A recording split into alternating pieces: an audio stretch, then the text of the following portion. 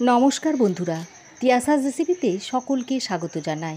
আজ আমি এই গরমে খাবার উপযোগী আলু দিয়ে মাটনের একটা পাতলা ঝোলের রেসিপি আপনাদের বানিয়ে দেখাবো। ঘরে থাকা সামান্য কয়েকটা উপকরণ দিয়ে একেবারে ঘরোয়াভাবে রেসিপিটা আপনাদের বানিয়ে দেখিয়েছি। খুবই সুস্বাদু একটা রেসিপি, আর যে কেউ এটা খুব সহজেই বানিয়ে নিতে পারবেন। আশা করি রেসিপিটা আপনাদের ভালো লাগবে। আসুন তাহলে দেখে নেওয়া যাক এই রেসিপিটা আমরা কিভাবে বানাই।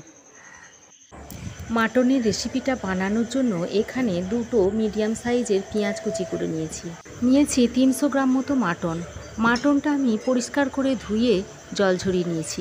আর নিয়েছি কয়েকটা আলুটাকে আমি বড় বড় করে টুকরো করে নিয়েছি। এবার প্রথমে আমি আলুগুলোকে ভেজে নিচ্ছি। তার জন্য কড়াইয়ে পরিমাণ মতো সর্ষের তেল দিয়ে কেটে রাখা আলুগুলো দিয়ে দিচ্ছি। আলুগুলো দিয়ে লালচে করে ভেজে নিতে হবে।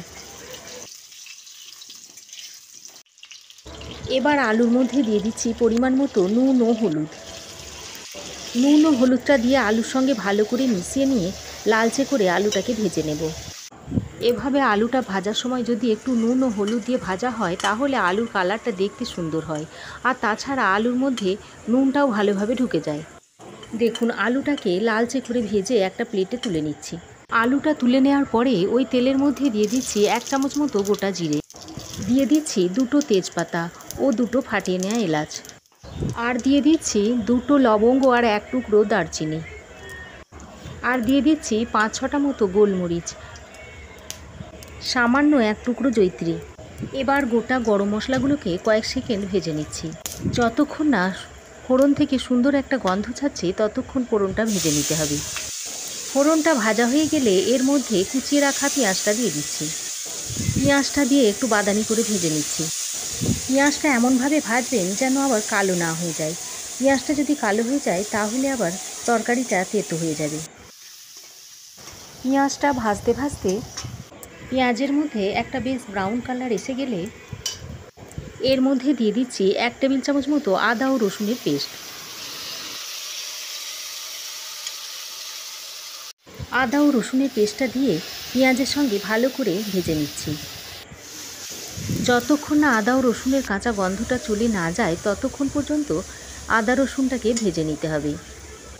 আদা রসুনের কাঁচা গন্ধটা চলে যাওয়ার পর এর মধ্যে দিয়ে দিচ্ছি 1 চামচ মতো কাশ্মীরি লঙ্কার গুঁড়ো, হলুদ গুঁড়ো দিয়ে দিচ্ছি 1 চামচ, লাল লঙ্কার গুঁড়ো দিয়ে দিচ্ছি 1/2 চামচ, ধনে গুঁড়ো দিচ্ছি 1.5 চামচ, আর জিরে গুঁড়ো দিচ্ছি 1 চামচ। এবার মশলাটা যাতে পুড়ে না যায় সেজন্য সামান্য পরিমাণে জল দিয়ে দিচ্ছি। তারপর মশলাটাকে খুব ভালো করে কষিয়ে নিতে হবে।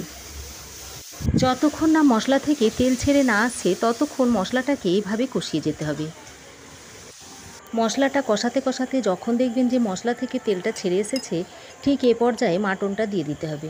ম্যারিনেট ছাড়াই আমি মাটনটাকে মশলার সঙ্গে অ্যাড করে দিচ্ছি। এভাবে একবার মাটনটা বানিয়ে খেয়ে দেখবেন, এর স্বাদও কিন্তু অসাধারণ হয়। এবার মাটনের মধ্যে দিয়ে দিচ্ছি পরিমাণ মতো নুনটা দিয়ে মাটনের সঙ্গে ভালো করে মিশিয়ে নিচ্ছি। এভাবে প্রায় 15 থেকে 20 মিনিট মিশিয়ে নিতে হবে। এভাবে 15 থেকে 20 মিনিট যদি মাটনটাকে ভালোভাবে কষিয়ে নেন তাহলে দেখবেন মাটনের মধ্যে আর কাঁচা গন্ধটা থাকবে না, আর তাছাড়া এর স্বাদটাও খুব ভালো আসবে। এবার এ পর্যায়ে দিয়ে দিচ্ছি ভেজে রাখা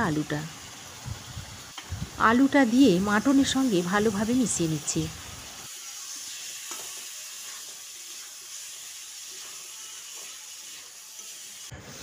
আলুটা দিয়ে মাটনের সঙ্গে খুব ভালোভাবে মিশিয়ে নেওয়ার পর এর মধ্যে পরিমাণ মতো গরম জল অ্যাড করে দিচ্ছি।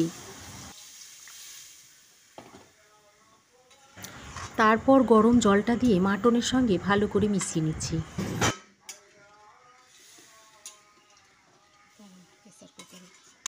এবার মাটনটা আমি প্রেসার কুকারে দিয়ে সেদ্ধ করে নেব। তার জন্যে মাটনটাকে প্রেসার কুকারের মধ্যে ভরে নিয়েছি।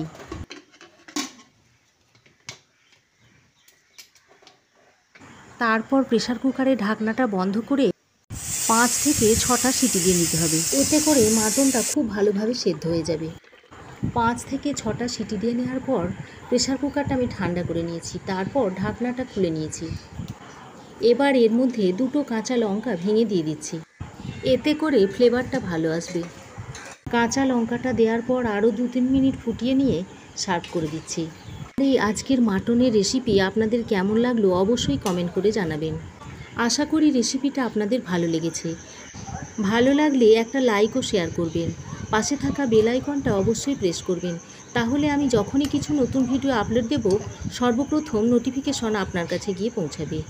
আমার চ্যানেলে নতুন বন্ধু হয়ে থাকলে প্লিজ চ্যানেলটা সাবস্ক্রাইব করার অনুরোধ রইল। আজ এ পর্যন্তই। আবার দেখা হবে নতুন কোনো রেসিপি নিয়ে নেক্সট এপিসোডে। সে পর্যন্ত ভালো থাকবেন, সুস্থ থাকবেন। ধন্যবাদ।